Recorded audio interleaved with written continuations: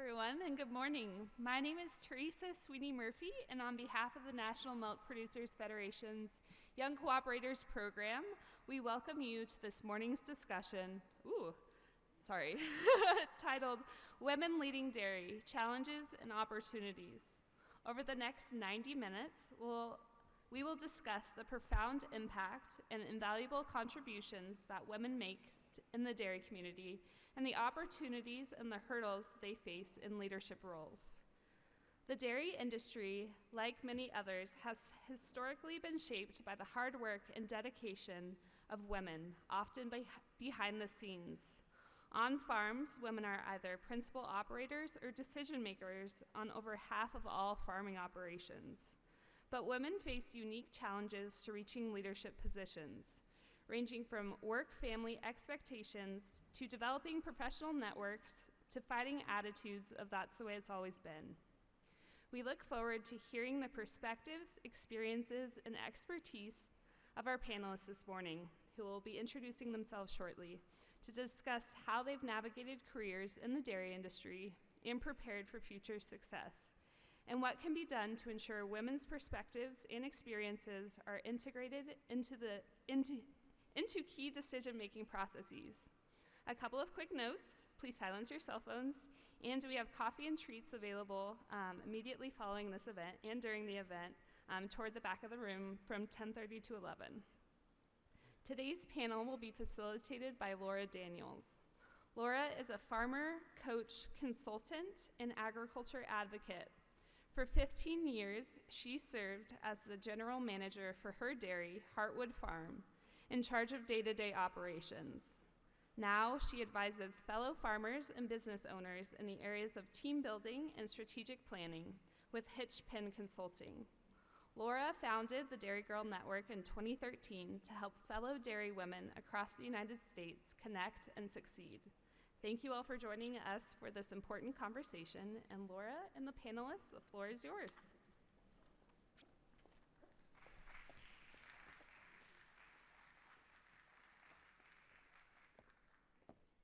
Well, first of all, I would like to welcome all of you here. It's fabulous to see so many people in the crowd, and I know that we have some of our members who are unable to join us here in person, joining us through a live stream, so welcome to everyone there as well.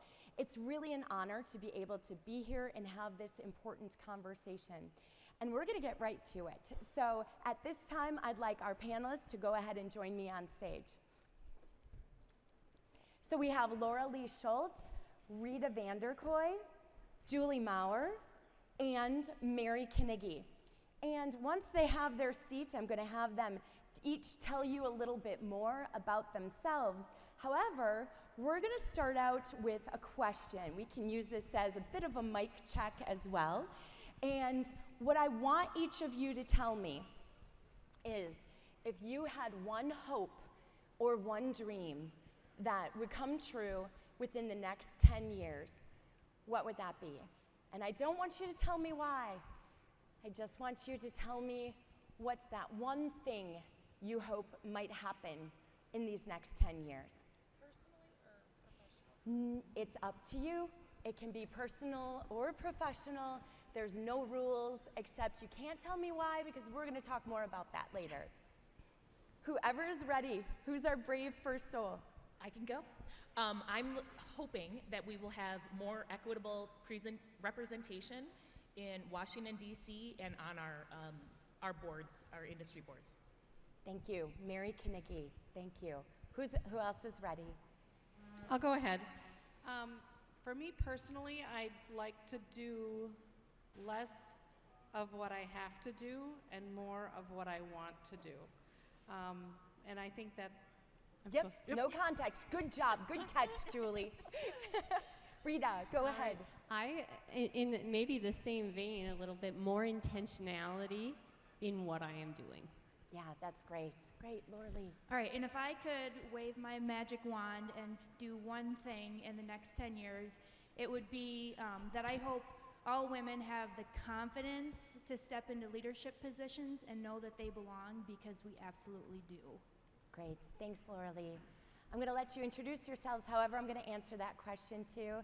10 years from now, it is my hope beyond hope that my daughter Julia truly will have more opportunity than so many people, older than her, when she turns 28 years old, 10 years from now. So much will happen. Okay, next we're gonna go into some self-introductions. And I think we're probably just gonna go in order here.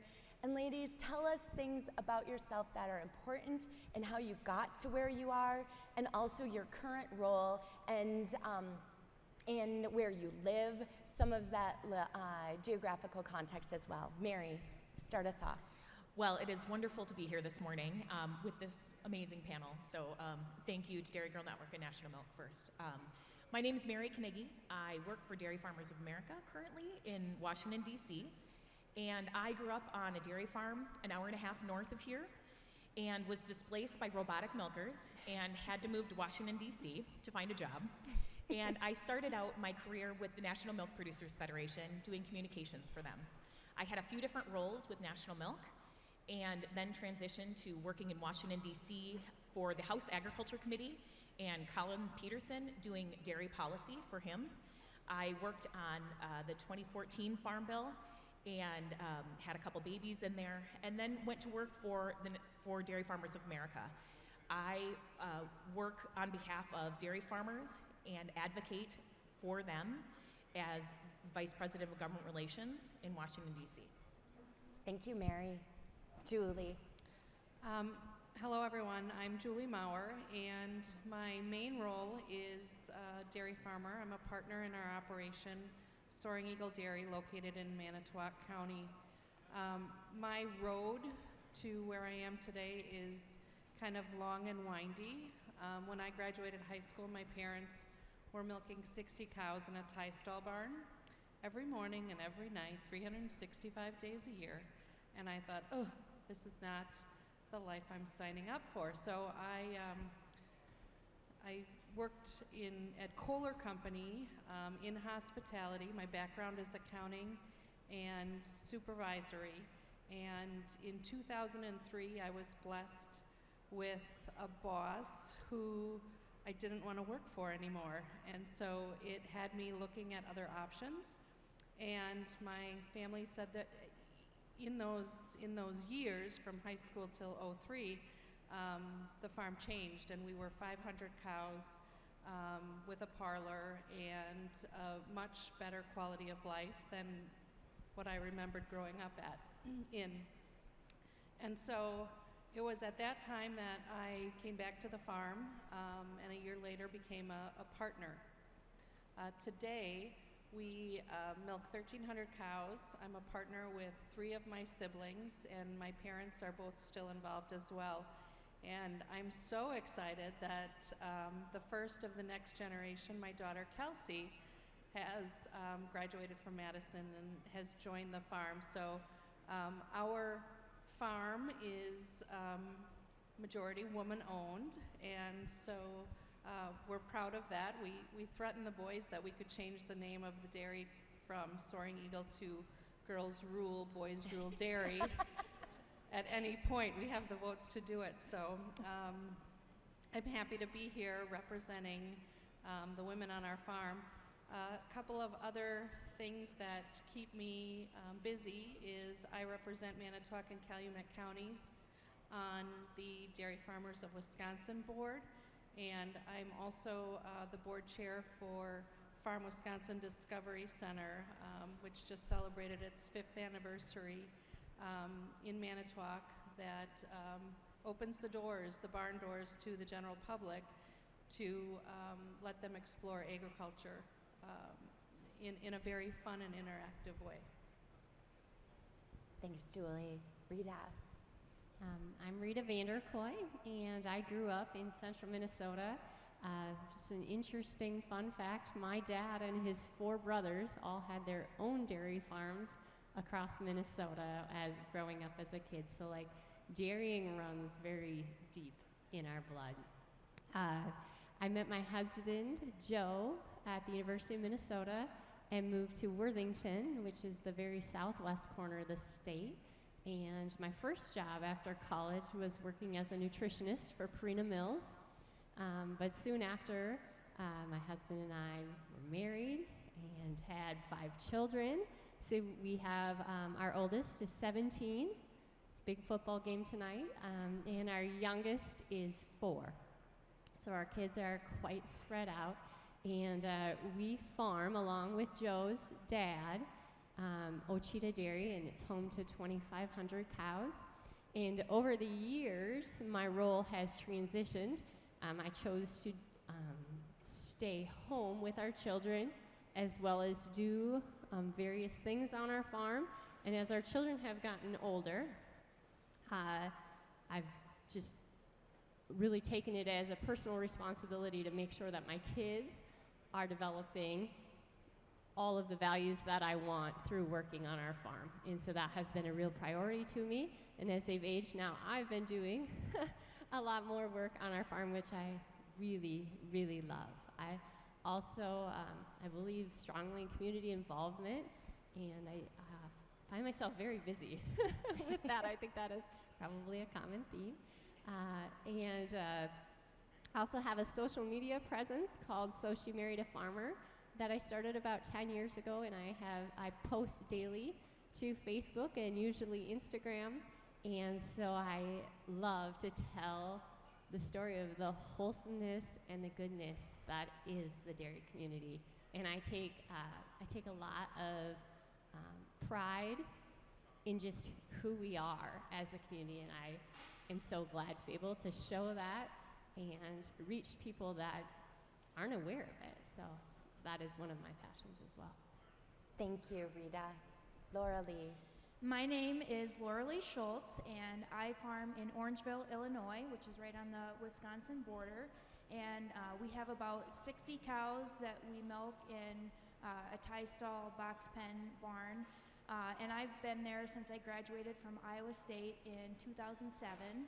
I'm also currently the chair of the National Milk Producers Federation Young Cooperators, and that's been a really interesting experience to be able to see kind of another side of the industry and learn more about that. I have a daughter that is going to be turning 2 next month, so she keeps me on my toes in the barn for sure. And currently, my grandparents own the dairy. My Aunt Kathy's involved with feeding the calves and everything, but I'm the primary decision maker on the day-to-day end of it. And that kind of happened by default. When I first came back to the farm, my uncle was there and my brother was there. And since then, my brother and another brother are doing a custom chopping business, and my uncle started his own farm, and so I was kind of the only one left, I guess. And definitely some growing pains and challenges with that a little bit unexpected dynamic, but really enjoy what I'm doing and the opportunity to continue the family farm legacy. So, yeah. There we go. Thank you. Thanks everyone for being here. And I know there's bright lights and there's a lot of people in the crowd now, and there's a lot of people in the back there too that are going to be listening intently to our conversation, and there's people at home. However, this is really a conversation about advancing women and moving women forward, and this is something that I know each and every one of you is so incredibly passionate about. And the reason we've asked you to be a part of this panel is because you each bring a very unique perspective to this conversation. And so I want you to know that we appreciate your time, and we also chose you because we know you're willing to speak from your heart and share your experience. So once again, thank you very much. My first question for you, and I'd like everyone to answer this one, is over your career, over your time in the dairy business, which might predate your actual career, right? Since many of us grew up on farms as well. I think all of us, yes. How have you seen the role of women evolve over that time? Your observation of the dairy community. And I'm going to ask Julie to kick us off with this one. Yeah, I think if I go back to when I was a kid, my mom was very much involved in the farm. She was the primary milker. She was also responsible primarily for raising us kids and maintaining the house. So with that, she also made the decision. She, with my dad, decided where to spend the money, and so it's very much the same, although the opportunities, I think, are tremendously different. I have been asked to participate in boards, in organizations. She would have never been asked to be on the co-op board. So I think that there is a progression towards more inclusion of women in our organizations. And I think that some organizations have actually been very strategic about it. My co-op realizes that in order to maintain a social license, the board of directors can't look like all men. So there are more opportunities, and we need to continue to push for that and work for that. Great, thanks, Julie. Who else? How has the role evolved of women over your time in the dairy community? Maybe to echo a little bit like what you were saying, I do feel like a woman's role, maybe when I was a kid, was more pigeonholed. Like this is your job. You are the caretaker of the house. You are the caretaker of the family. Period. And now there is opportunity if that's what you choose to do, but there are so many other opportunities that go beyond there. I graduated from the University of Minnesota 21 years ago, and honestly, I would say at that time we were maybe like half female, half male in animal science, and we've just really seen just a huge uptick in females because I think they're realizing the opportunities that are there, and that's just very heartwarming. So I see progress. Great, thanks. Go ahead. So I think about my mom's role in the farm, right? She was taking care of the kids, she was taking care of the calves, but would never say that she was a partner in the farm, and she absolutely was. The farm wouldn't have operated without her. And I think more women are standing up and saying, no, I'm a partner in this farm. This farm is mine too, and that is amazing. When you look at the industry, we have women leading DMI, the U.S. Dairy Export Council, we have women leading cooperatives. That's amazing, and that didn't happen before. When I started at National Milk, there were no female VPs in the company. That has changed, and that's a wonderful, wonderful thing to see. Yeah, thanks. Lorley. Yeah, and I think the role of women, women have always been an incredibly important part of their dairy businesses. I think of my grandma, who's sitting right down there. She was just an absolute backbone of the farm. She was out there in the barn, milking the cows, feeding the calves, doing the bookwork, raising the kids. And, that allowed my grandpa to have a lot of opportunities to go off the farm, be involved in leadership roles, participate in other careers for example, she was also behind a lot of the most important decisions they made. When my grandpa found this cow named Roxy in nowhere, Saskatchewan, he was really unsure whether or not he should buy her. And my grandma, said, you know what, I don't need a new house, go buy that cow. And that cow has put our farm on the map. The entire industry is glad they made that decision. Right, so you can all thank Grandma. If anybody has a descendant of Glenridge Citation Roxy, you can thank my grandma for that.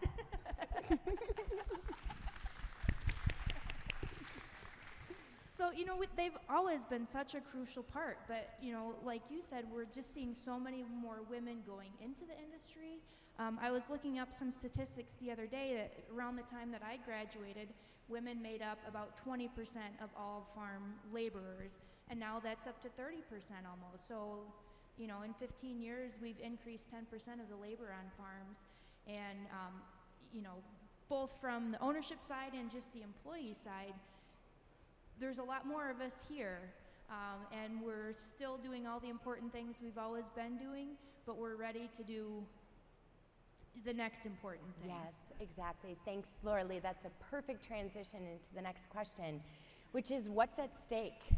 What's at stake if we don't continue to find ways for women to have the training or to be able to step into those roles, if the doors aren't opening?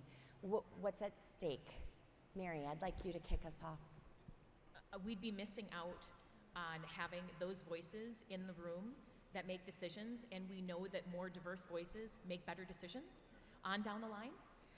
And so I think about just leading the next generation. When we want to foster the next generation of leaders in this industry, it can't be one piece of the industry that looks like this. It has to be really broad and diverse. And if we don't have opportunities, if we don't support women in that way, we risk the livelihood of our industry. And I think it's plain and simple for me, right? Yeah, thanks, Mary. Go ahead, And Rita. I'd add to that, public perception is so very important, and people want to see that women are given an opportunity on dairy farms to succeed, as well as in roles within the industry. And so I think how people perceive that we are caring for our cows, as well as caring for our fellow industry people, I think that's so important. And so how people are looking at us and what we're doing if women aren't a part of it. Thanks. And I would just add to that, studies will show that farmers are very trusted, right? We have a high level of trust with our consumers.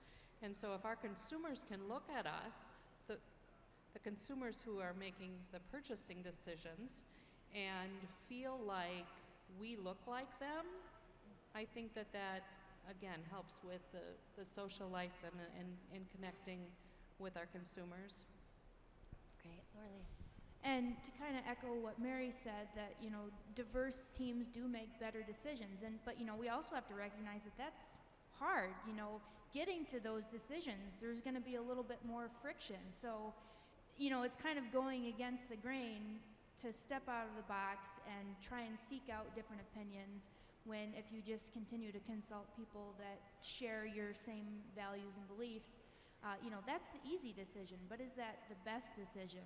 And so that's why I'm excited to see more women having the opportunity to step into these positions, even though it can be really hard, but it is so important to make better decisions and to be represented and to represent the people that we provide food for. So. Yeah, great. Really good. So I'm going to kind of split that question, the follow-up, into two parts. One is something that you touched on, Rita, which is on-farm as well. Sometimes we have seen through our work at DGN that it's easier, never easy, easier to affect change within an organization where there's a corporate structure and where maybe there's more intention put towards the culture and more opportunity for training on respecting one another and developing new talent, right? Our cooperatives, many of the companies that sell us the goods to help us produce high quality milk, they are able to maybe go a little further faster. But what about on farm? This is my question.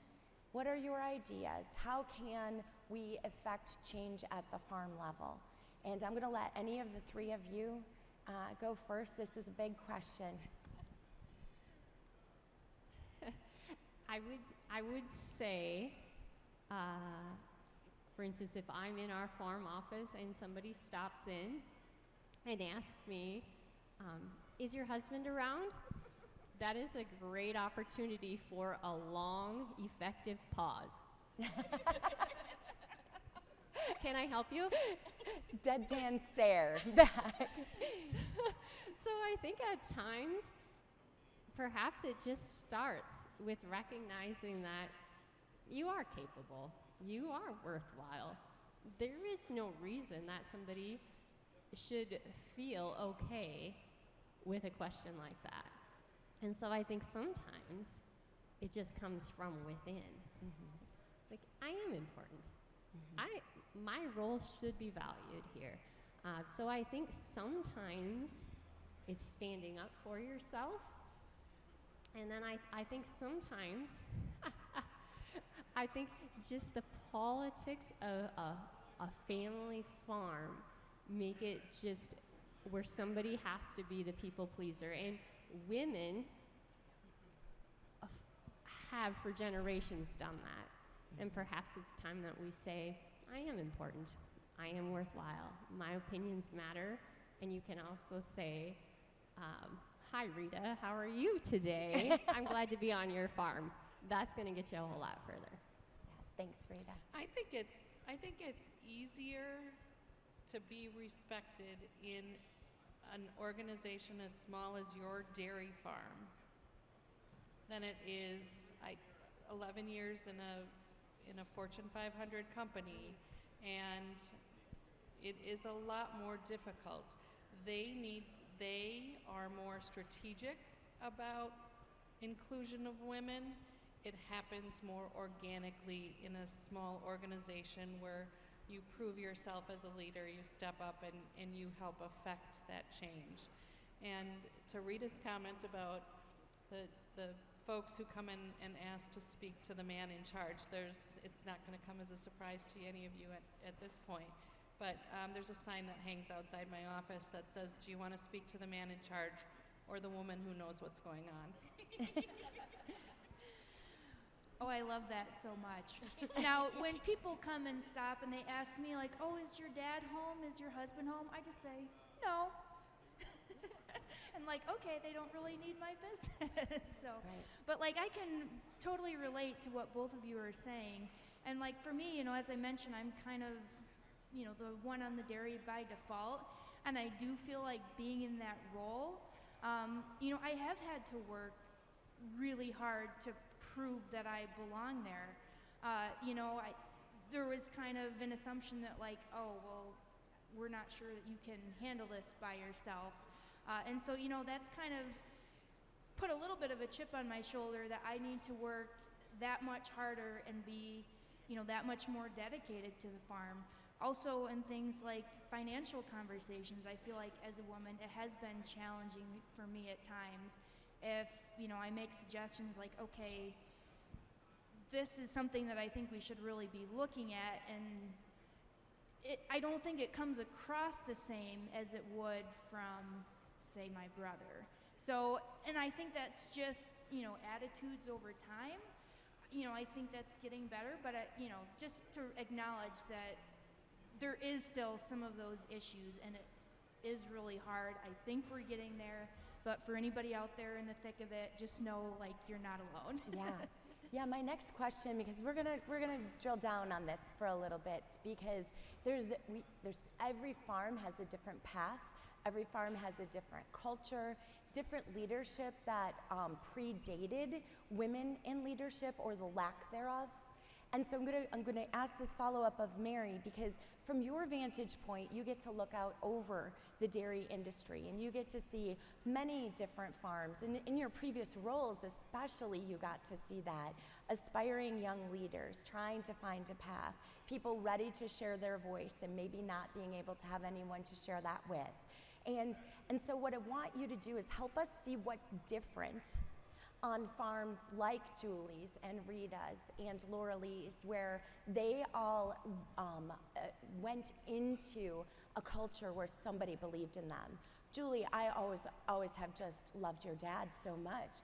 There was never any question that what happened could happen. He had 4 girls and 1 boy, so the odds were. Yes, and an open mind. So anyway, Mary, help us step back, and what is this the norm in the industry, and maybe how can we facilitate more change on the operations where there isn't as much of a supporting culture yet? Whoa, Laura. I know. So, is this the norm? I don't know, right? I don't believe it's the norm yet. I think we're making tremendous progress. I think having panels like this and highlighting the work of women hasn't happened before. Maybe at Expo, do you think we maybe haven't had a panel like this before? And that's progress, right? We're not going to be able to change everyone's culture overnight. I think we're making really, really important strides. Absolutely. And I think more women have a place in boardrooms now than they did before, and that's really exciting. I think, quite frankly, people that say, you know, maybe I need to talk to your father or that kind of thing, maybe they aren't going to have a role with their company very long. I think that other people are recognizing, so this isn't how we treat half of the industry. That's just not how we do it anymore. Thank goodness, right? And so, but we've got more work to do, but I think this is an amazing, there's been so many amazing steps forward. I think having leaders in the industry to model after and be role models for women, say, they see Laura Lee and all of your wonderful work and say, I could do that too. Because maybe before they didn't have those role models. And so having those role models is so important, I think. Yeah, and maybe let's just quick follow up. What was one of the reasons why you each were able to step into the role? And the thing I love about all three of you is you have chosen this role. You have created it specifically for yourself in an environment where you were able to do that, but this is still you finding your path, and they're all different because you created that. But tell us maybe one element of the environment where you got to grow that helped you thrive. And I want to start with Laura Lee. That's, I guess, one way that I've been able to grow, I guess it's kind of a hard question, but my mom, for example, has just been an absolute cheerleader for everything that I'm doing. And just having that, like, one person in my corner that's like, whatever you want to do, I'm going to support you and I'm going to help you get it done. Like, that has just been so helpful for me to, have her support behind me. And to encourage me, like when I applied for the Young Cooperators position, I sent her my application and she's sending me back feedback and she's just really given me that little bit of extra, like, yes, go out and, you can do those things, you should be doing those things. So that's just been really awesome for me to have me in my corner. Thanks, Laura Lee, thanks. And your mom is fabulous. Rita, what do you think? What was one element? My husband is just my biggest supporter in everything, and it was very important to us early in our marriage just to establish that the desire for us was for me to be a stay-at-home mom, that there would always be chores. There would always be an opportunity for me to grow within our farm, but that what was most valuable to us was having our family together. And so maybe that's too traditional for some people, but it was very effective for us. I'm 43. I feel like I have a lot of life ahead of me, and I wouldn't trade those days of dirty diapers and snotty noses for anything. And so as I look back, I am just so thankful for his support and just being like, this'll be here. Whenever you are ready to really charge ahead, it'll be here for you. And so I really appreciate my husband in that. Thanks, Rita. Julie? So 3 things come to mind and not one. And the first is sort of along the same lines, having that cheerleader. And I remember early on, I would ask my dad for advice on different things. And he very quickly started using the phrase, well, whatever you think. And so he gave me permission to make the decision and with his feedback. So having somebody that is your cheerleader and gives you permission is important. Having a mentor. So I had a boss that I couldn't work for at Kohler, but I also had a really great mentor. And there were times when I came back to the dairy where I would say, what would she do? Because she had such a impeccable way of working through sticky situations, and we have sticky situations at the farm. And the third thing I think is to say yes. I didn't say yes, I think, early enough in my career to get involved in things like you have, so hats off to you. But say yes, I think I hid behind, I have too many kids. I only have 2 kids, but so bless you. But there's too much with the kids and whatever, but if something is important to you, you'll figure the rest of it out. So sorry I didn't have one thing. It's okay, Julie. You can have 3. Mary, I want you to answer that question as well. This is interesting. I think about mentors in my career. I started working for Farmers Farms, and Sue Crane was an amazing mentor to me, and helped me in so many ways.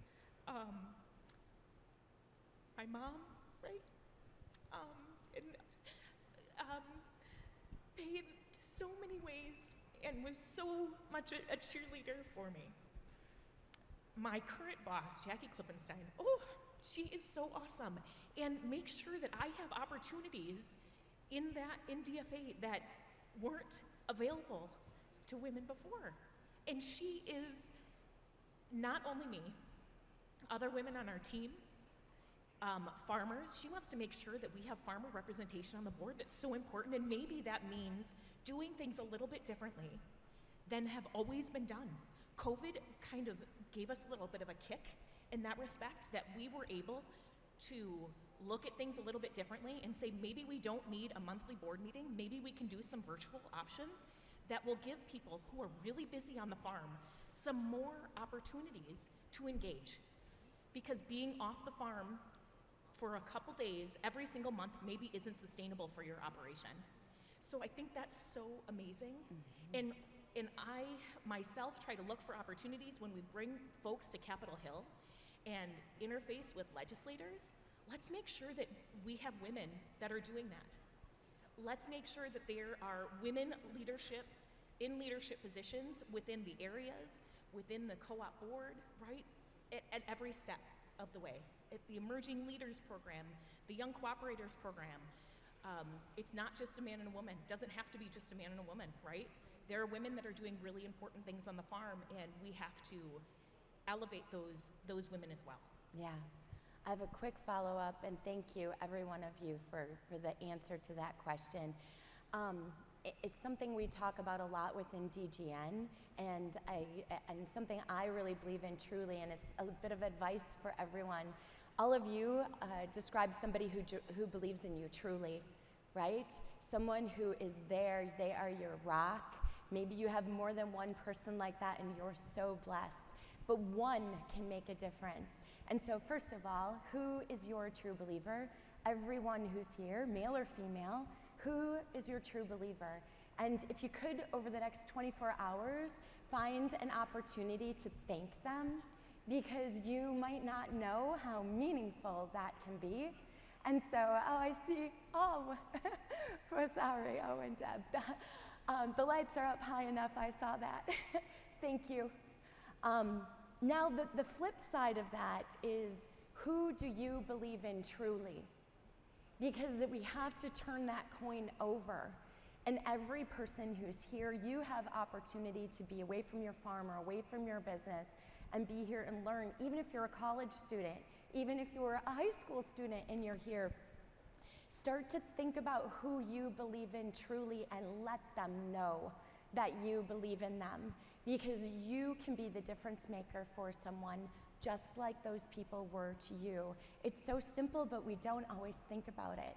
So who do you believe in truly? Maybe let them know that you do.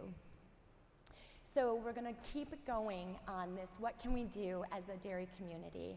We've talked about mentoring. We've talked about creating environments where women can thrive. What else? what else can we be doing in order to provide more opportunity? So I've kind of had an opportunity to learn a lot more about how cooperatives work and function. And so just from that standpoint, right now, only about 8% of women, or 8% of board of directors in dairy cooperatives are women. I also went and looked through all of the member cooperatives of the National Milk Producers Federation, and of the 25 boards, 2/3 of those only had 0 or 1 woman on that board, and being that one is a tremendous amount of pressure and responsibility, and so that's just not enough.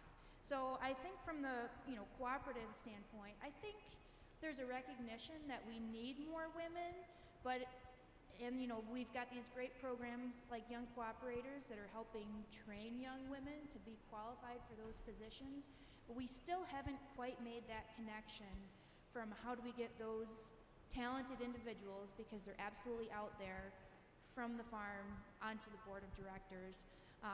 And so there's some things that we can do. I absolutely love that point about the meetings. Can this be a Zoom? Because that makes such a big difference. And I've been on boards where they waste a lot of time just talking about things that don't really matter. So we need to have efficient meetings and think about how many meetings. But also one thing that can really help diversify boards is if we have a nominating committee that helps find talented individuals and put them on the slate for elections. If we've got an open position and say we've got, I actually am borrowing this example from a friend that I talked to yesterday. She said, if you've got a position and you've got 4 people, 2 men, 2 women, put the 2 women on the slate, for the same position, because then you're going to get at least one, and you don't have that implicit bias of, people picking the name that sounds like them. So there's just a lot of little things like that we have to be very intentional, and also just thinking about like the application for things. When I applied for the Young Cooperators position, it said list your information and your spouse. Well, I'm not married, so I'm like, is this for me? Like, I don't know if I belong in this organization because I don't fit the application. And so there's just all those very things that don't seem like that big a deal that really do make a difference in making incremental change. Yeah, thanks, Lorelei. What else can we be doing? I feel like something that is something that I can do every week, just from where I'm at. You just pour into those high school girls. Or middle school. Would you go back to being a middle schooler? Never. No, it's terrible. But just building them up, assuring them that they are of great value. They have so much to bring to the table, and that you believe in them. And that is something that I'm just very passionate about. Is just supporting that next generation, just letting them know that they have their place. Yeah. Go ahead. So one area, too, that I want to just build off this a little bit is maternity leave. When I went to work for the committee, they had a nice maternity leave policy. They asked me, they wanted me to stay. What else can we do for you besides giving you more money? Because obviously, right, that would help us stay. And I said, I'd like a more generous maternity leave policy.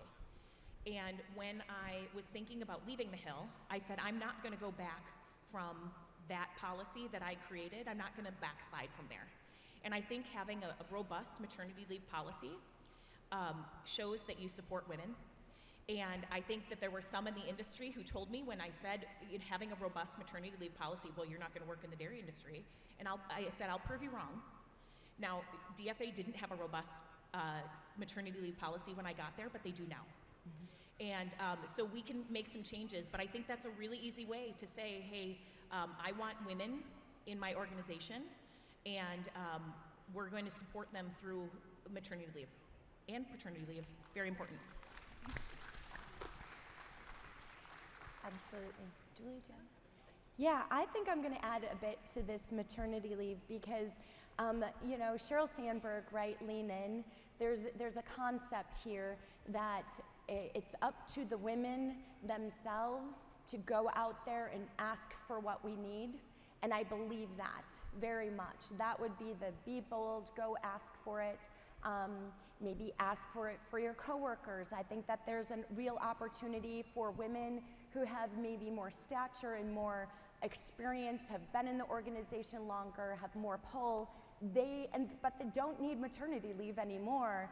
Those are the women who could ask for better policy, not just on that, but on some other areas as well, for the younger women coming up in childbearing years. However, we also have to ask the organizations themselves to step up, right? It works better if we have women advocating for themselves side by side with organizations that are willing to evolve, that are willing to make changes, because it really shouldn't be up to strong, powerful women to use their big voice to affect that change. Why aren't organizations saying, how can we do better?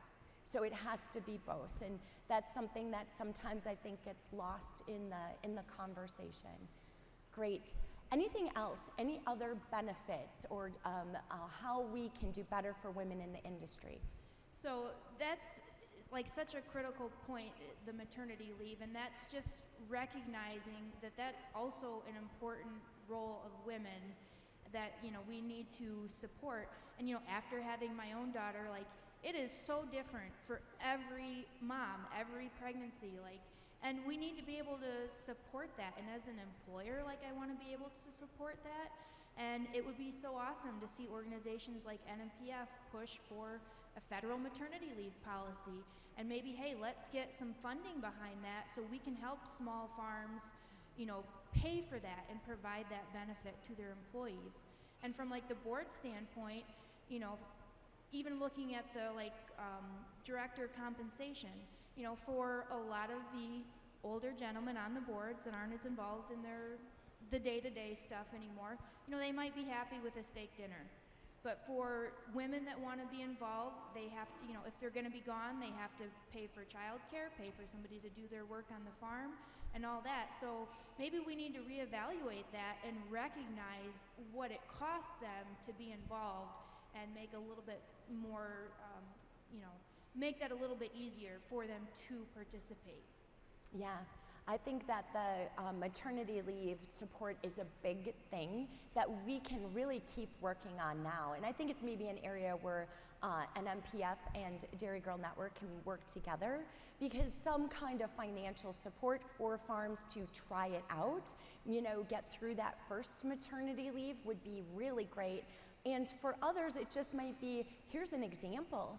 Here's a best practice. We're so used to that, right? We have protocol for how to take care of every single thing that could possibly go wrong with a cow having a calf. And here we are without great examples of maternity leave for female employees. So even simplified versions of that maybe could make a difference. Great. Anything else before we move on from how can we do better? No?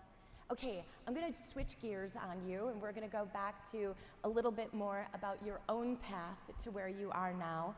So if you could give your 20-year-old self some advice, if you could just whisper in her ear, what would you say? What advice would you give your 20-year-old self? I think I said mine already, and that is say yes sooner. Get involved sooner. We figure out, you know, we troubleshoot problems all day long, right? Every day. Well, maybe not every day, but most days there's things to figure out. Figuring out how to get away for a day to attend a board meeting, or figuring out a way to get involved in an organization that is important to you will happen. You'll make it work. Don't hide behind the I'm too busy right now stage of my life. Find a way to make it happen. And I would also say that I think that my 20 years ago, I don't think I had the confidence. I didn't think I was smart enough, well connected enough, I still don't know Robert's rules, and I'm the board president of Farm Wisconsin. So, you know, I didn't think that I was qualified to hold those positions. And most organizations either have great mentors or training programs that will give you the tools you need to be the voice in the room. So I would say to young girls, young ladies, young women, say yes sooner. Thanks, Julie. Mary? I would say ask questions, right? Continue to ask the questions. And I remember being so nervous to ask a question because I was going to sound dumb. And that paralyzed me.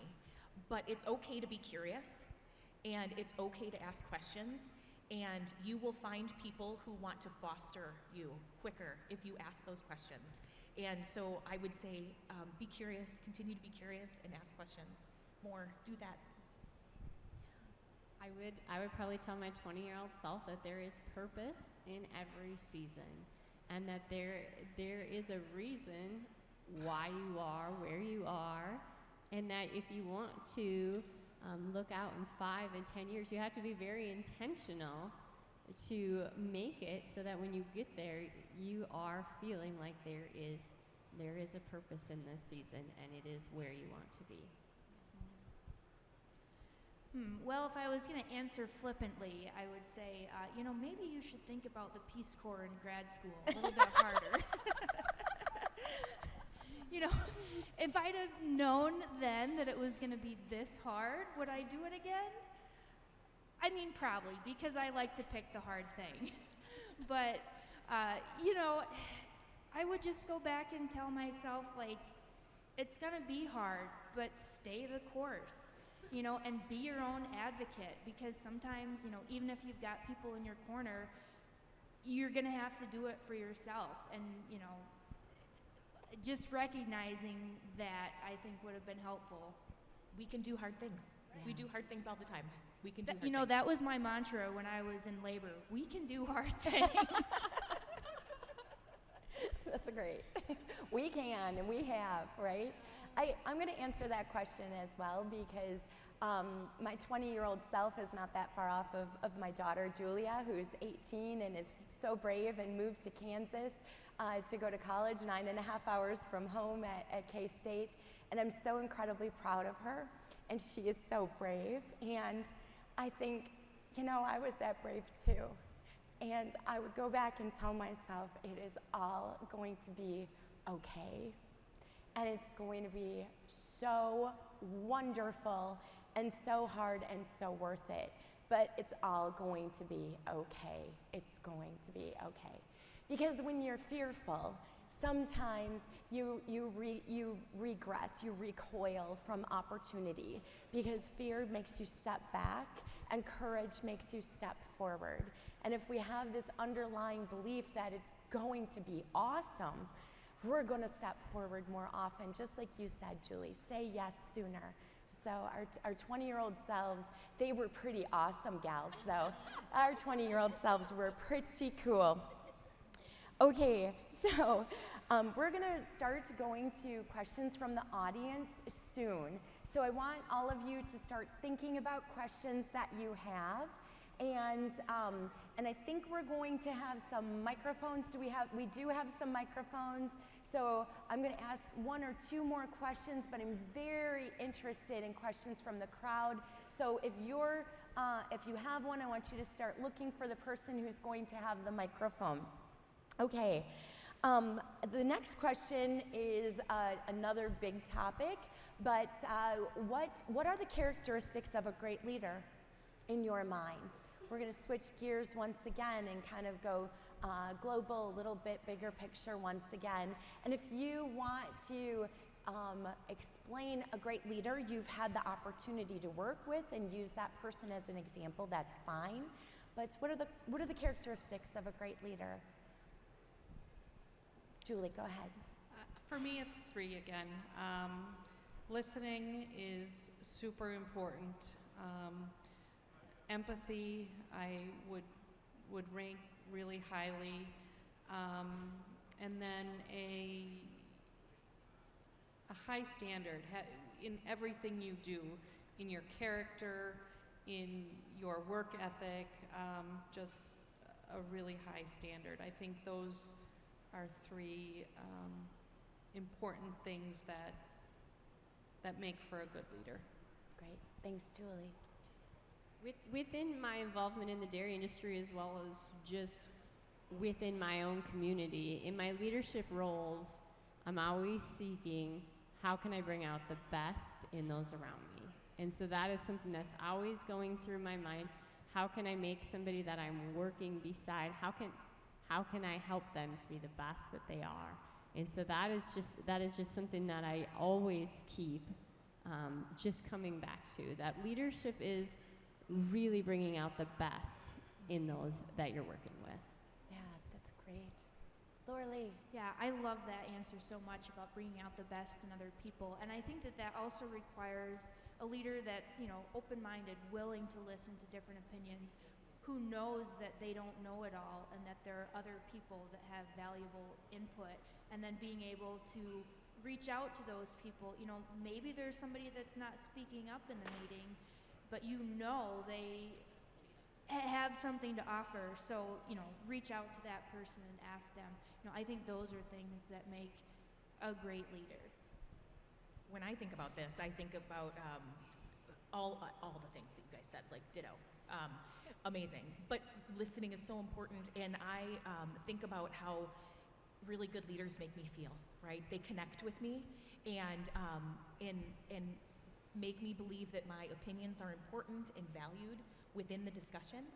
And I think that's so critical. Again, someone that listens to you and also is a safe space for you to talk freely, right?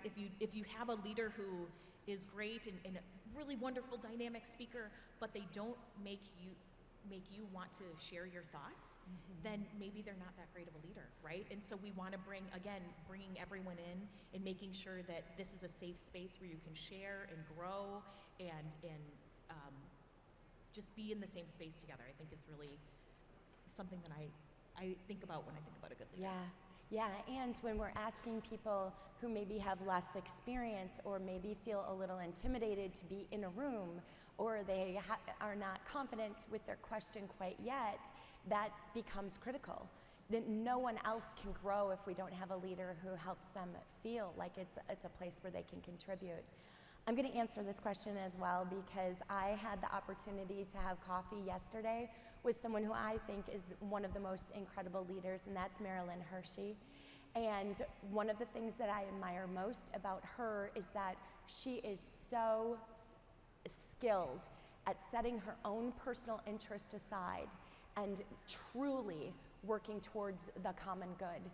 And that can be really difficult when we're representing our farm businesses or a company where there's a lot of financial stake, and it's hard to set your own personal interest aside and really look at the gamut, look at the diversity of the industry. Of course, that isn't always quite as important as when you do have a role like Marilyn does as chair of the board at DMI, but she is incredibly skilled at it, and it's wonderful to have her there because she is making this dairy community better for all of us as a result of that.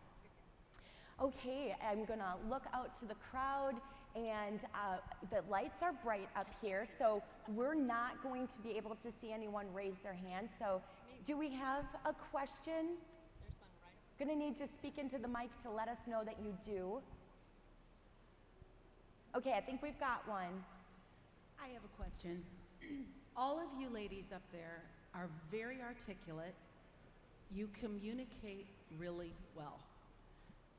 And I feel like sometimes that is natural, that you're not afraid to talk, but sometimes it's not. How can you advise someone who has a lot of potential to communicate? What worked for you? Laura Lee, start us off. So I'm talking a lot up here, but also there are also times where I just keep my opinions to myself because I don't feel like they're going to be valued. So like you guys were saying earlier, if you want somebody's opinion, you need to make sure they know that it's okay to share your ideas, your opinions, your thoughts. And, you know, without that environment, I think it's really hard to get those people to open up and bring them out of their shell. So I don't know what you guys' thoughts are. So you just have to do it. You just have to put yourself in situations. If someone asks you to speak at the county board meeting about what's happening on your farm, say yes. Even if you don't feel that confident in your speaking abilities. I've always really liked speaking, and I, you know, from 4-H and did all the contests and that kind of stuff. And then in college, you know, was involved in all of the speaking opportunities that I could. And now it's an important part of my job, not only on Capitol Hill, but also communicating to farmers. I want to be able to think about what I want them to be able to know what's happening in Washington, D.C. and know how it impacts them. And a little trick that I do, especially when I'm giving a presentation or something, for some reason it's easier for me if I write down everything before so I can organize my thoughts a little bit. You know, the day before I'm going to speak, that's my little trick that I do, and it seems to help me. But you've got to find out what works for you. But again, I think it's just repetition and doing it, saying yes to the opportunities where they present themselves, and don't say, well, that's going to freak me out. I don't want to do that, because I get nervous too before I speak, and I think that shows that I care about what I'm going to be communicating. And so that's okay. It's okay to be a little nervous as well before you present. But just keep doing it. You get better, and I'm not that great of a writer, but I'm trying to just write more, right? And I think that'll help me on my path. Yes, so definitely, like Mary said, preparation and practice, those are just two big keys. And to that, I'd also like to add that being a leader doesn't mean that you are an articulate speaker. There are so many other facets of leadership and opportunities. And obviously, if everybody just spoke all the time, it wouldn't work. So that's Some teams have that problem, don't they? if you want to come to my dinner table, you can understand that if everybody just wants to talk, it doesn't work.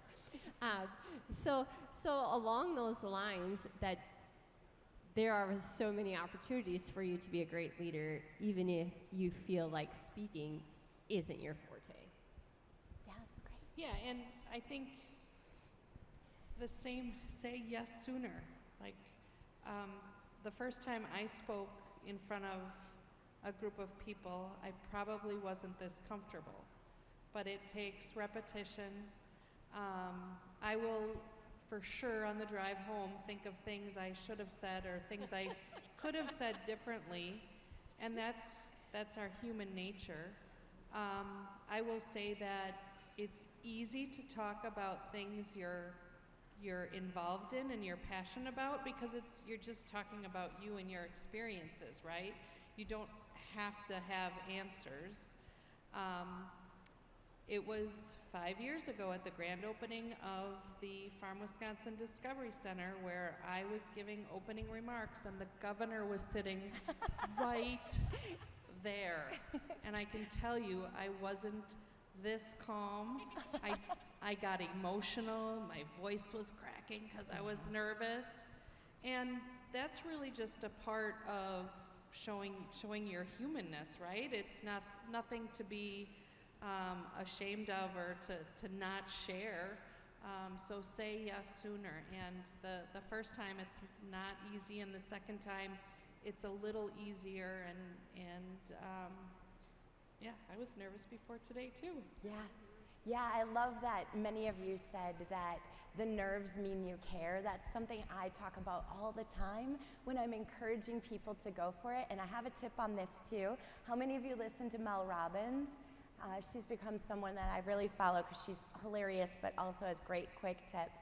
So what she says is that when you're starting to feel really nervous, you need to remember that, you know, it can kind of feel like a little bit of anxiety, right? A little low-grade anxiety. However, anxiety and excitement actually feel the same in your body. So instead of letting yourself think, oh my gosh, I'm so anxious, or this is bad, I shouldn't be this nervous, Instead, say, holy cow, I am so excited about what's going to happen here, because that's, your body is creating energy for you to go do something important to help you take that step forward once again. So great. Go ahead, Rita. It was just a really great question, so thank you so much for asking. Yes, thank you. Okay, another question. Okay, we've got a few, I think. Yeah, I've got one coming in from the people watching virtually. So the question is, I would love to hear the panel's thoughts on what responsibility men can take in this space. As the ones who largely hold the positions of power and influence in the industry, what can they be doing to create spaces in the rooms and at the tables for women? Okay, this is a great question. I'm going to rephrase it just a bit for simplicity. So what should we be asking for? What should we be asking for from the people who are in leadership positions now in order to create more? So a specific ask, like we should be asking for this, or we could verify that there's plans being made to change this. What do you think? What should we be asking for? Laura Lee. Well, I can think of maybe a couple of somewhat specific examples. You know, I think from like a co-op board standpoint, I think that we should hold boards accountable if they're interested in making these goals. You know, let's actually measure it and count it and follow through from, yeah, we probably should have more women, to like, okay, we're going to make it a goal to have, you know, at least 25% of our board be women, and actually follow through on that. And then also another example where I think men probably need to be involved. You know, we were talking about public speaking, and one of my best practices, public speaking, was on the judging team at Iowa State. You know, getting up in front of another person to defend my beliefs on that class. And, you know, if you go next door, many of you will notice that there were 0 women on the panel of judges, and I think that is an absolute travesty, because there are a lot of really qualified women judges in this country. In fact, we have so many, we're exporting them to Europe. They're all going across the pond to judge. And so, you know, that's an example where it's going to take men to get involved, you know, because the exhibitors nominate those judges. You know, maybe we ask the men, how about you nominate 1 woman and 1 man? And, you know, just to get more nominations to start with. So, you know, that's just a very specific example where I'd love to see the men get involved and say, hey, these women are out there, they're qualified, let's bring them into the ring. I'm going to follow up on that quickly, because this is a topic that I'm personally passionate about as well. And I also think we can ask for transparent training and transparent credentials when it comes to who is qualified to be an official judge. The Holstein Association does a great job of an approved judges list. I'd like to see more promotion of that list and more clear expectations of how you earn the credentials to land on that list. And then, of course, to monitor how many women are on that list. We have to be there before we can be in the center of the ring, but both need to happen. So thanks for bringing that up today, Laura Lee. What else? What else should we be asking for?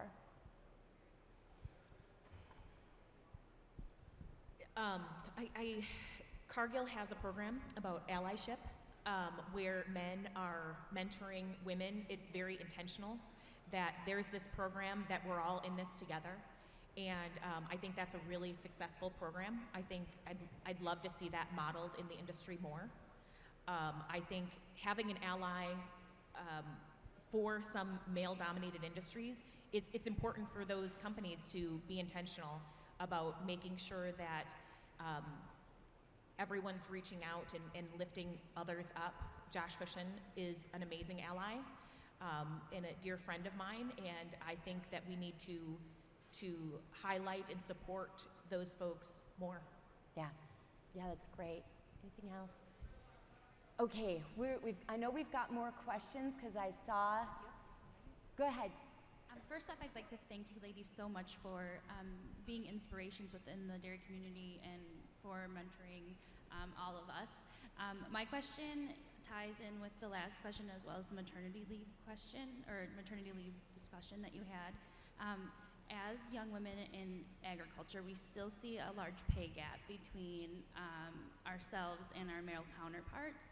And so my question is, how would you encourage young women in the industry to advocate for ourselves and really show our value and that we are just as valuable as our male counterparts? Great question. Pay gap. Woo! Who wants to take that one? Well, I think this is one area where I would like to see, your question is kind of like, what can we do as women? But also, there needs to be a recognition from companies, employers, farmers, on if we want these women to stay in our organizations once we hire them, they're not going to stay if they know that the man doing the exact same job as them is making more money. So how can we be transparent about our pay policies, our promotion policies, and make that clear and above broad so that people know that they're being valued the same as everybody else. So I think there is a top-down component of that, but then also as women, maybe we do just need to be sharing more information about what our salaries and benefits are, talking with other people within our organizations, and that's kind of an uncomfortable place to be, but that's kind of the reality of where we're at. But as the employers, again, I just can't stress enough that if we want to keep the talent, we need to make sure that they know that they're being compensated fairly. Yep, great. I think it's important for companies to do that work too, to actually look at your organization and say, are we doing a good job? If you don't measure it, you don't know. And so I think that's really an important step as well. And it's, again, we need to talk, right? We need to have a great network of folks so you understand your value as well. Because we're all very valuable, and we maybe don't toot our own horn enough, and don't talk about how we should be compensated as a result. All of our skills are so valuable in the industry, and maybe we think that thing I did, that job I was really lucky to get, that I didn't really earn, that imposter syndrome that always happens. We need to get rid of that, and we need to really understand our value more.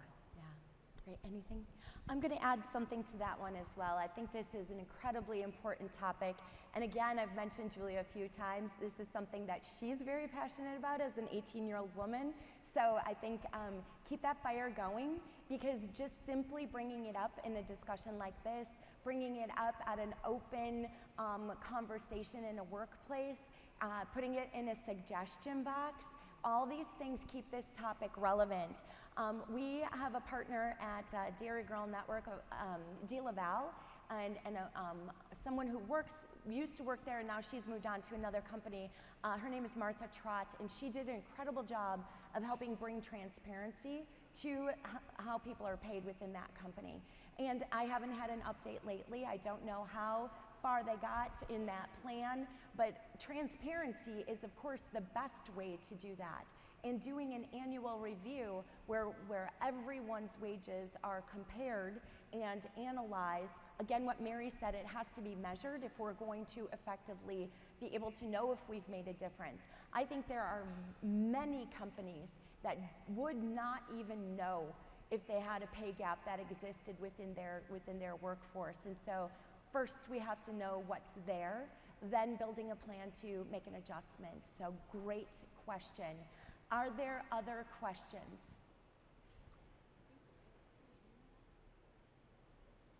Really? Anybody? Okay, we've got a mic moving. We as women in agriculture have a lot on our plates, and mental health has been something that has really been coming to the forefront across the industry. And so what is one self-care item that each of you do to overcome some of those challenges and remain in that strong woman mentality? That's a great question. Thank you. We should have had that on our list. That's not even on the list. Okay, everyone gets to answer this one for sure. Can you repeat the question? Yes, I will. The question is, mental health is important. women, dairy women, probably all women, probably all people, the reality is, we need to take good care of ourselves and our mental health. And what is one self-care thing that you do, activity or thought or intention that you do, self-care? Mary, do you want to go first? I'll go first. So I'm going to do two, Laura. So when my mom got sick, I started talking to a therapist because I didn't want to be angry all the time. I didn't want to be sad all the time. And so that has helped me a lot. The second thing is in the morning, I go for a walk. I go for a walk and I, either listen to my podcast or I listen to some music, and it gets my head right in the morning. And if I don't go for a walk, my husband notices. And my kids notice. And for me, I really just need that movement in the morning. And I'm not going for a walk so that I lose 20 pounds or anything like that. Hopefully that'll happen. But if it doesn't, it's okay because my head is right in the morning. And that helps me so much. I need to get up and I need to move in the morning. And that's really helped my brain. Thanks, Mary. I probably could do a better job at self-care. I probably should take more walks and get right in my head more often. I will say that as much effort and energy as I put into my job, I put into having fun. And I don't know whether it's calling a friend for dinner or going to see a band or taking a little weekend getaway. Putting as much effort into non-work stuff as you do work stuff is important and probably something I'm good at without. You but are I need to take fun, more walks. Julie. So are you, Laura. Great. So for me, something that keeps me grounded and feeling like I'm always growing, I spend time reading my Bible and praying every morning. And for me, that is the way to start your day. And for me, that's really important. And then beyond that, I would say I look at it in two ways. So I say, okay, what are the things that I can do that are going to fill my cup that require planning and finding time away and that sort of thing. So those are like the big things being here at Expo, for sure. But there's also something that I think we have to recognize is that can happen all the time. So in my day, if I have 3 minutes without anything going on, what can I do? Well, sometimes I just make a cup of tea and I enjoy it while it's warm. Sometimes I just close my eyes and enjoy the sunshine for a few minutes. So I think sometimes we focus on it needs to be this big getaway or this very fancy event or something, but that's not all there is. There has to be something that's simple and that you're just cognizant of, like, this is filling my cup, this is for me, and I need this. Yeah, I would really echo Rita's comments about that, just taking time to find joy and peace in the small things. Like when I'm putting cows in the morning, like just look up at the stars for a minute. At night when the sun's coming in the barn and like all the cows are just like glowing because the sun is so golden. Like those are just moments where you just need to like stop, take a breath, and realize that, there's bigger, our problems are this big in the grand scheme of things. So taking those moments throughout the day, or, reading my daughter a story at night, those are the little things that really go so far. But also like coming to events like this and being involved in organizations. On one shoulder there's this person that says, if you leave the farm, like you're not as dedicated, like you should really like focus on things at the farm. But guess what? When I go away to a meeting and get to talk with all these other producers and share ideas and share our struggles, I come back to the farm a better person and a better manager. So, taking advantage of those opportunities really have been incredibly valuable to me, I think. So that's just one more reason why we should all get involved. Yeah, great answers. I think incredibly inspirational. I just want to add one thing, and I love analogies. I think any of you who have been around me, you know I'm big on that. I use one about barn lime, and I want you all to imagine a tie stall barn from back in the day, right? You put the cows out, you scrape the alley, and you put down fresh, white, clean barn lime, right? Maybe some of you can see your grandpa or your dad or your mom and the sound of the way the lime sounds when it's hitting the alley. And I just always think like the refreshing of that barn lime, right? And the barn looks clean, but that's not actually the point. The point is that when those cows come back in, they are not going to slip. That barn lime is all about traction. And I think all of the things that you have just shared, that's your barn lime. That's the way that you make sure you're not going to slip. And if we can do it every single time we let the cows go out of the barn and come back in, we're going to have really great practices, and we're not going to get down that slippery slope because we're going to be caring for ourselves in small little bits. The one that I do now is like however many minutes of yoga that I can squeeze in, and sometimes it's literally like just I do a forward fold. There's a lot of child's pose. That's what you're supposed to do when you're overwhelmed. You just take child's pose. I do that quite a lot. I did that on top of my silage bag the other day because my dog put little holes all the way down. I was like, oh, I'm very overwhelmed. I'm going to take some child's pose right here. So what I did is I got this really nice oil like that you use in a yoga studio, and I would never have anything like this. But if I do 1 minute of yoga, I put a little bit of that oil on, and it's a reminder throughout the day that at least I did 1 minute of yoga. And sometimes it's like 10. Sometimes I get up to 10 minutes of yoga. So anyway, find your barn lime, and maybe if it's possible, there's a reward that isn't intrinsic. Maybe there's a way that you can remind yourself that you deserve the reward, because sometimes we need the reminder to take care of ourselves. So thanks for your great examples. I think we have time for one more question. Okay, there's one back here. I don't know if we've got a microphone heading in that direction. If we can get a microphone. Who's got the microphones over here? We got a question. Okay. Well, first of all, I'm going to say you did give me plenty of time to get nervous about asking my question here. But I'm a huge advocate for getting what I call the good milk back in schools. And so the kids can have a choice between 2% and whole milk. So I feel like that is the biggest issue that's facing the dairy farms today, is getting whole milk back into schools, because if you don't get those kids back onto milk that they like, you lose them for a generation. So my question is, what do you young ladies feel is the most important issue facing the dairy industry today?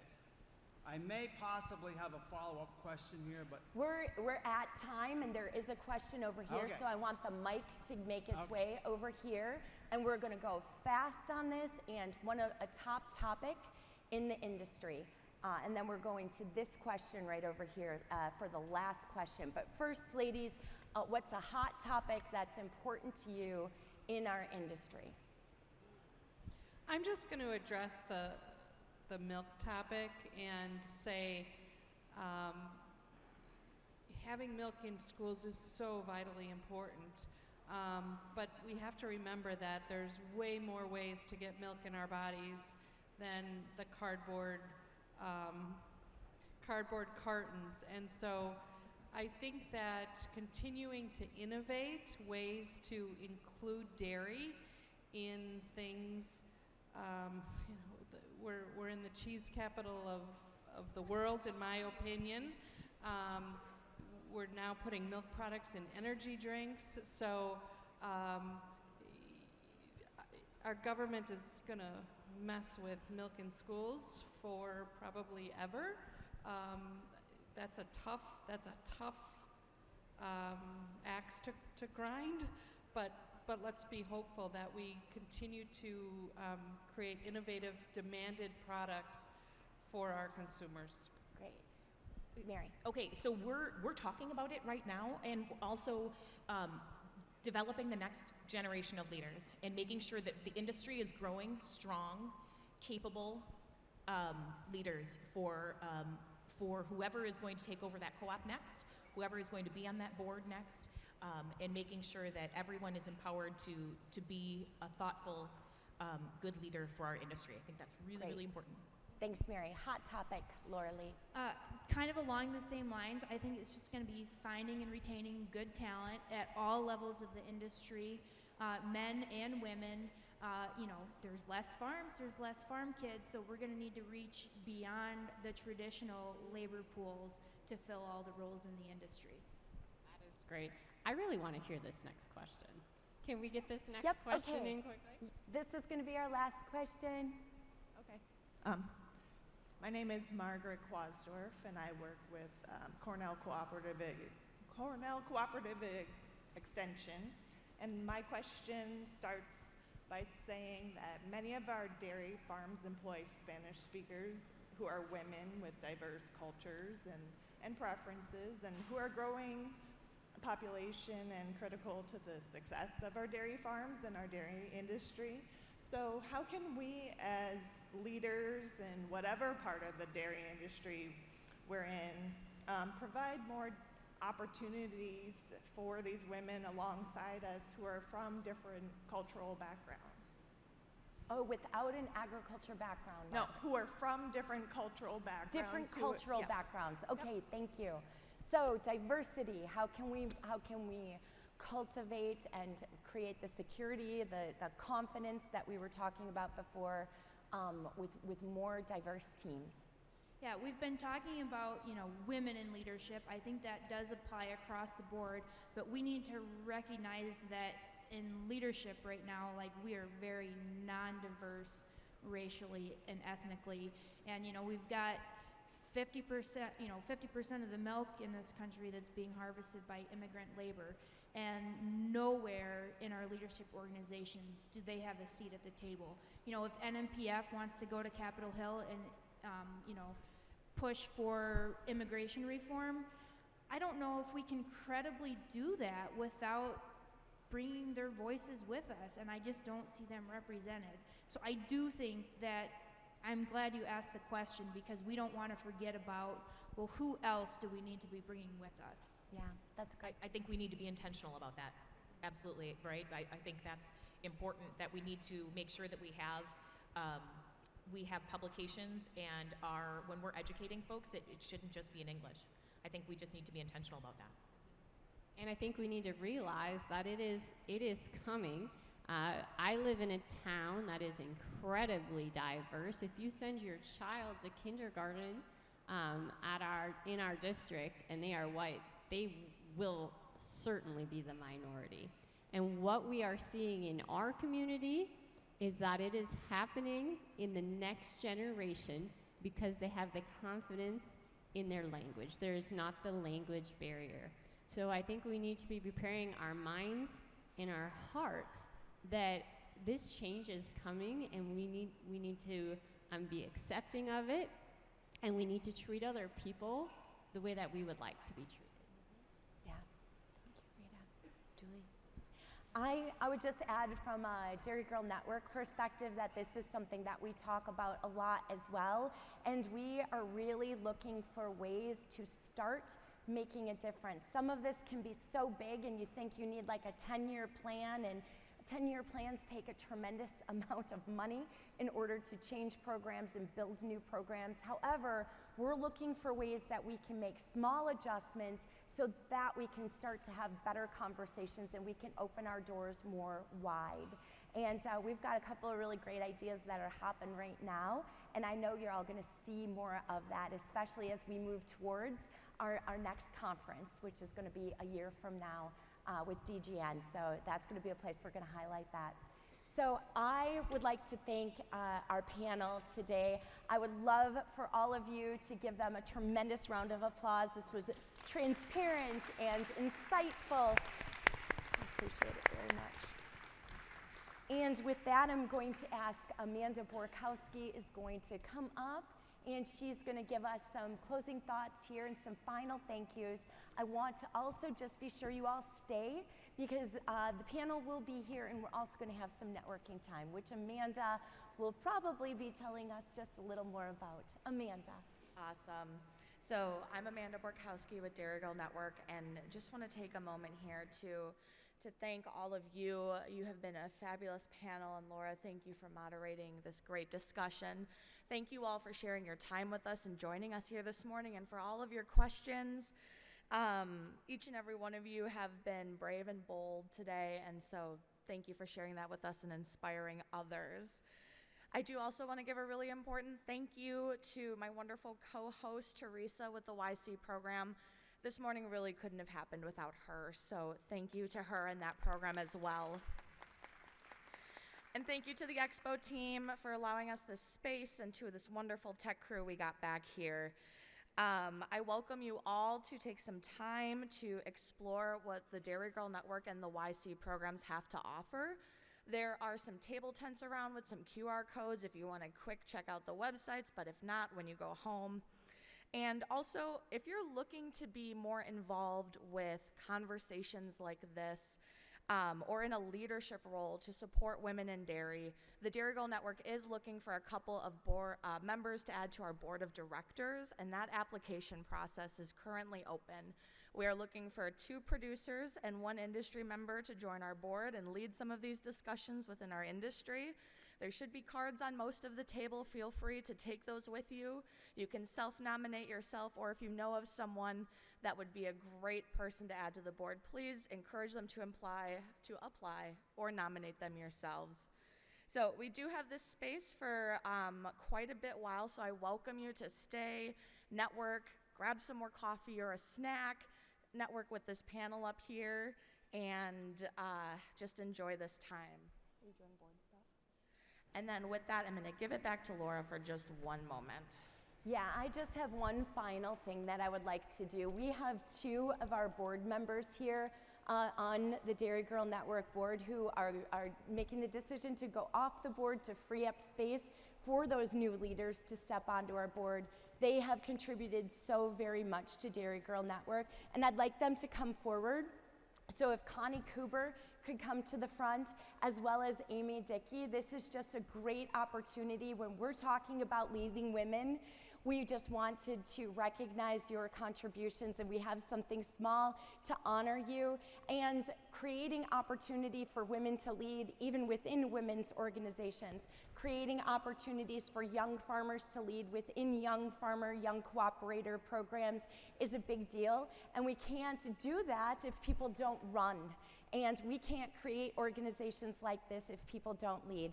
So Amy Dickey and Connie Cooper, thank you so much for all that you have done for Dairy Girl Network, and more importantly, what you have done for the dairy community. Thank you. Yeah.